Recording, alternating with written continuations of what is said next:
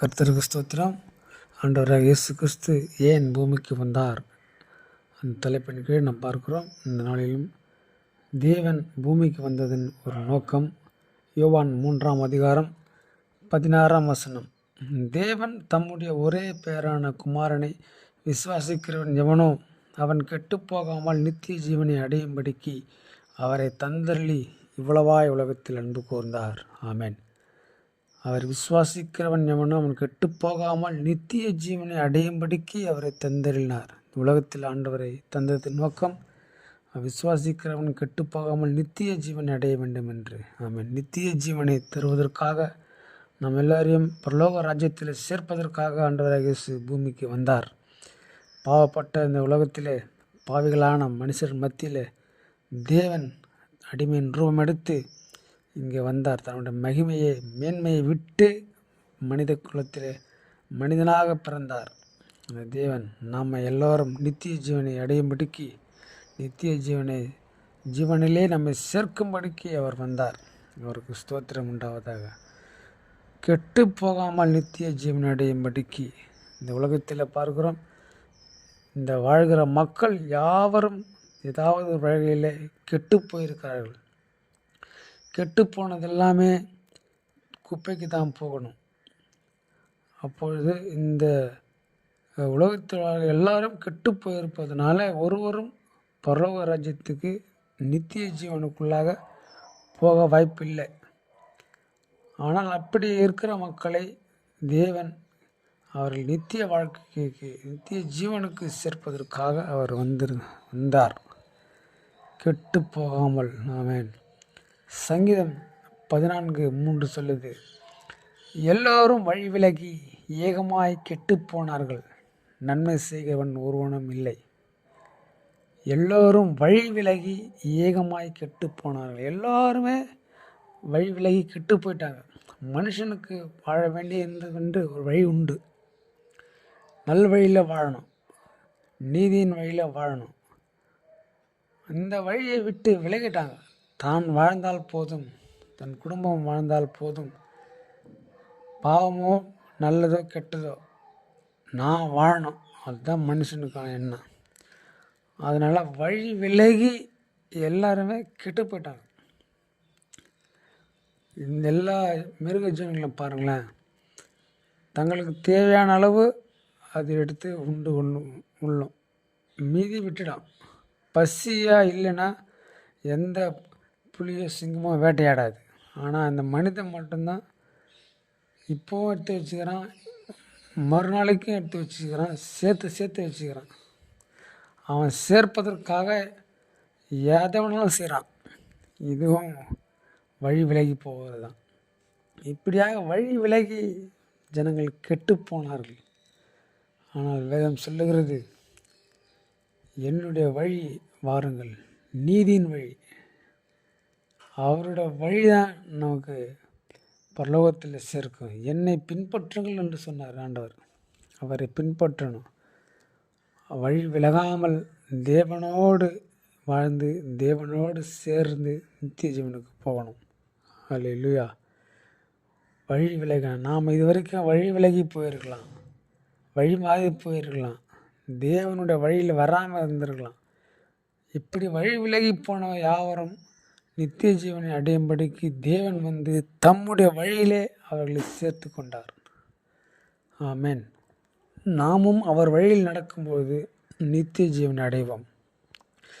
எல்லாம் வழி விலகி எங்கே போகிறது எப்படி வாழறதுன்னு தெரியாமல் இருக்கும்போது இந்த வழி விலகி கெட்டு போனவர்களை மீட்பதற்காக ஆண்டவர் உலகத்துக்கு வந்தார்.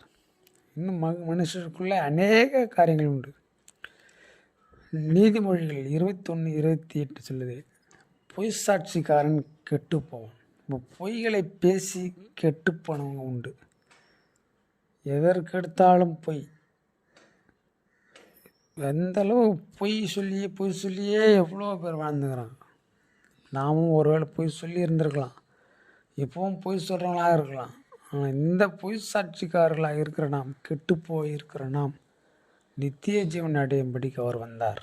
அவர் விசுவாசிக்கும் பொழுது, அவரை ஏற்றுக்கொள்ளும் பொழுது இப்படிப்பட்ட பொய்யான வாழ்க்கையிலிருந்து நம் மெய்யான வாழ்க்கைக்கு மெய் பேசுகிற அந்த வாழ்க்கையை வாழ்ந்து அவரோடு போவோம். அல்லேலூயா. இப்போ நாம் எதை செய்தாலும் எப்படி செய்தாலும் அதுக்கான தண்டனை நமக்கு தான் அப்படின்னு நிறைய பேர் சொல்கிறாங்க. நான் செஞ்ச பாவம் அது நான் தண்டனை அனுபவிக்கணும், நான் ஒழுங்காக வாழ்ந்தால் எனக்கு நல்லது கிடைக்கும் அப்படி சொல்கிறாங்க. அது கரெக்டு தான். ஆனாலும் நாம் ஒழுங்காக வாழ்வதாலோ நீதிமானாக இருப்பதினாலோ நம்ம உத்தமமாய் வாழ்வதனாலோ நித்திய ஜீவனை பரலோகத்தை அடைய முடியாது. தேவன் நம் வாழ்க்கையை அங்கீகரிக்க வேண்டும். நம்ம அறியாமல் எவ்வளவோ நம்ம தவறு செஞ்சுருப்போம். தன் பிழைகளை உணர்கிறவன் யார் அப்படின்ட்டு வேதம் சொல்லுது. நமக்கு தெரியாமல் நம்ம எத்தனை பேரோட மனசை புண்படுத்தி இருக்கலாம், தெரியாமல் சின்ன சின்ன ஜீவன்களை கொண்டு இருக்கலாம், எவ்வளவோ இருக்கிறது. ஆனால் நாம் நம் பார்வையில் நாம் கரெக்டாக இருக்கிறோம், நான் நீதிமான் நம்ம நினைக்கிறோம். அது கிடையாது. தேவனோட பார்வையிலே நாம் நீதிமானாக இருக்கணும். அதுதான் தேவனுக்கு பிரியமானது. பிரசங்கி 7:15 சொல்லுது, தன் நீதியிலே கெட்டு போகிற நீதிமானும் உண்டு, பாவத்தில் நீடித்திருக்கிற பாவியும் உண்டு. அப்போ தன் நீதியிலே கெட்டு போகிற நீதிமானும் உண்டு. நான் நீதிமான், நான் நீதி செய்கிறவன், சரியாக வாழ்கிறவன் என்று சொல்லி கொண்டிருந்தாலும் அந்த நீதியிலே கெட்டு போகிற நீதிமானும் உண்டு. அதனால் நீ பரலோகத்தில் போய்டுன்னு நினைக்க முடியாது. நம்மளோட வாழ்க்கையை, நம்மளோட நீதி அங்கீகரிக்கப்பட வேண்டும். ஒரு நீதிமான் அவன் நீதி செய்திருந்து ஏதாவது ஒரு நாள் அவன் நீதி தவறிட்டானா அவன் நீதி எல்லாம் நினைக்கப்படாதான். அவன் நீதி நினைக்கப்படுவதில்லை. நம்மளோட நீதி தேவன் நினைக்கணும். தன் நீதியிலே கெட்டு போகிற நீதிமானம் உண்டு. அதனால் தேவன் இப்படி நீதி செய்து கெட்டு போகாதபடிக்கும் அப்படி கெட்டவர்களும் தேவன் மீட்கும்படிக்கு தான் வந்தார். இந்த கிறிஸ்தவர்களை விட அநேக புறஜாதிகள் நீதிமான்களாக இருக்கிறாங்க, உத்தமர்களாக இருக்கிறாங்க. அதனால் அவர்கள் நித்திய வாழ்க்கைக்கு போவாங்கன்னு சொல்ல முடியாது. ஏன்னா வழி அவரே. அந்த வழியில் வந்தால் தான் அங்கே போக முடியும், நித்திய ராஜ்யத்துக்கு போக முடியும். அப்படி நீதியாக இருந்தும் கெட்டு போகிற அந்த நீதிமான்கள் மீட்கும்படிக்கு இயேசு வந்தார். அவர் விசுவாசிக்கிறவர்கள் நிச்சயமாக அவரோடு நித்திய ஜீவனுக்குள்ளாக பிரவேசிக்கும் வாய்ப்பு உண்டு. லூக்கா 13:3 சொல்லுது. நம்ம அந்த இடத்துல பார்க்குறோம், ஒரு தண்டனையாக சிலர் மடிந்து போகிறாங்க. நீங்களும் மனம் திரும்பாமல் போனால் அப்படியே கெட்டு போவீர்கள். மனம் திரும்பாமல் போனால் நம்மளும் அந்த மாதிரி அழிஞ்சு போக முடியும், அழிஞ்சிடுவோம். அப்போ மனம் திரும்புதல் முக்கியமான ஒன்று.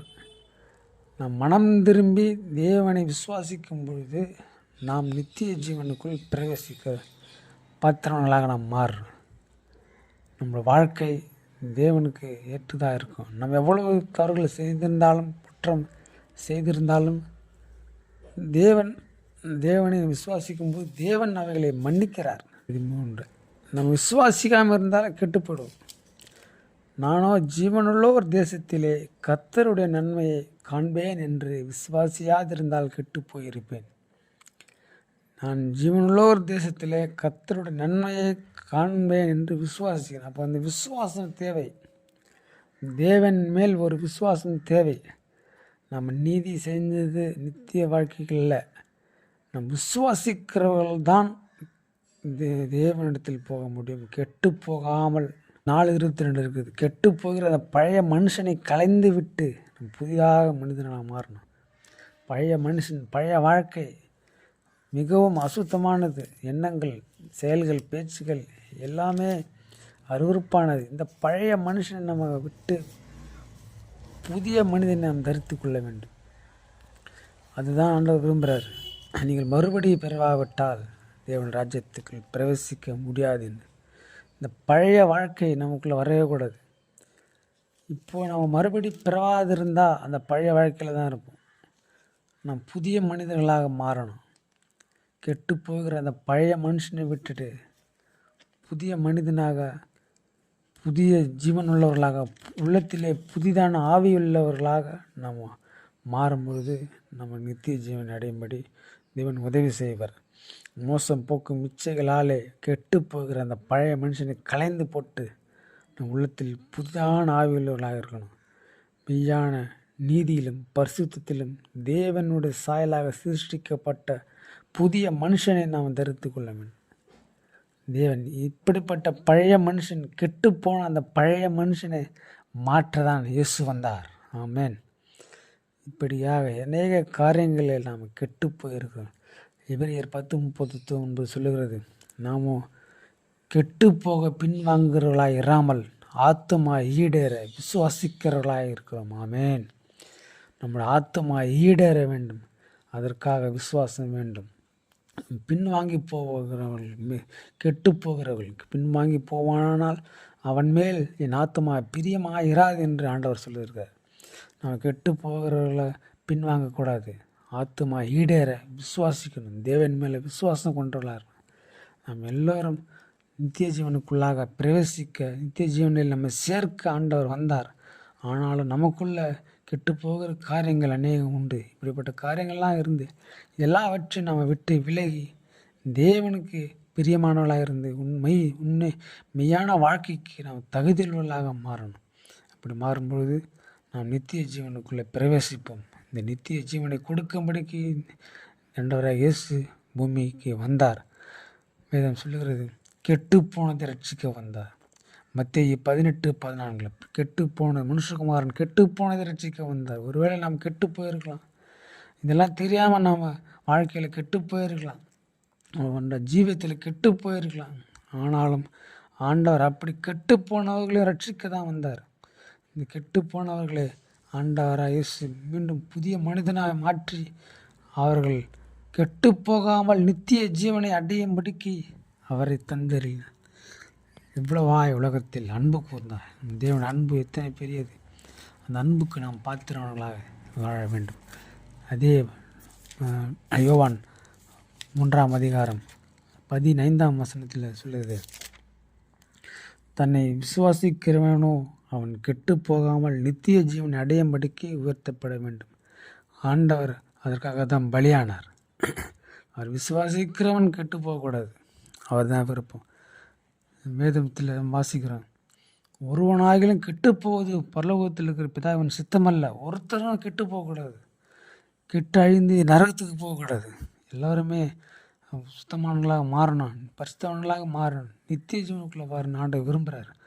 அதற்காக தான் அவர் வந்தார், தன்னையே கொடுத்தார். எல்லோரும் பாவத்தையும் பலியாக ஏற்றுக்கொண்டு தன்னையே கொடுத்தார். ஆகவே நாம் அவரை விசுவாசிப்போம். அவர் விசுவாசிக்கிறவன் கெட்டு போவதில்லை, நித்திய ஜீவன் அடைவான். நாம் விசுவாசிப்போம், நித்திய ஜீவனுக்குள்ளே பிரவேசிப்போம். கர்த்தர் நம்மை ஆசீர்வதிப்பாராக. ஆமென், ஆமென்.